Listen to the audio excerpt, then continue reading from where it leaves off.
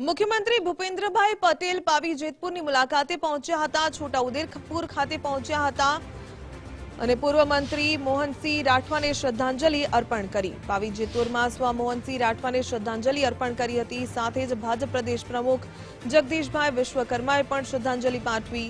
પૂર્વ મંત્રી મોહનસિંહ રાઠવાના પરિવારને સાંત્વના પાઠવી હતી મુખ્યમંત્રી ભૂપેન્દ્રભાઈ પટેલે। દ્રશ્ય આપ જોઈ રહ્યા છો, પાવી જેતપુરના આ દ્રશ્યો છે જ્યાં મુખ્યમંત્રી ભૂપેન્દ્રભાઈ પટેલ પહોંચ્યા હતા। મોહનસિંહ રાઠવાના પરિવારજનો છે તેમની સાથે તેમણે વાતચીત કરી હતી, તેમને સાંત્વના પાઠવી હતી।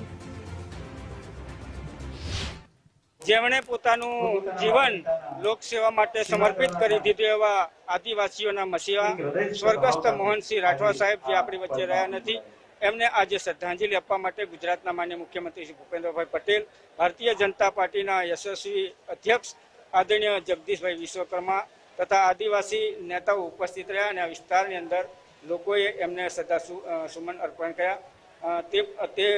તે નિમિત્તે હું પણ ઈશ્વરને પ્રાર્થના કરું કે આદરણીય સ્વર્ગસ્થ મોહનસિંહ રાઠવા જે એમની આત્માને પરમ કૃપાળુ પરમેશ્વર એમના ચરણોમાં રાખે। સ્વર્ગસ્થ મોહનસિંહજી રાઠવા સાહેબના શ્રદ્ધાંજલિના કાર્યક્રમમાં આવવાનું થયું। આ પ્રસંગે ગુજરાતના માનનીય મુખ્યમંત્રી ભૂપેન્દ્રભાઈ પટેલ સાહેબ, પ્રદેશ પ્રમુખ જગદીશ વિશ્વકર્મા અને ગુજરાતના ઘણા બધા રાજકીય હસ્તીઓ આજે એમના શ્રદ્ધાંજલિના કાર્યક્રમમાં હતા।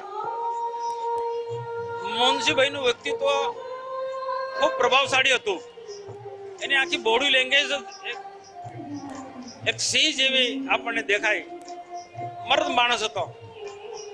એ આદિવાસી સમાજના એકલા નેતા નહોતા, મોહનસિંહ રાઠવા સમગ્ર સમાજના એ નેતા હતા। એ મેં વર્ષોથી જોયું છે।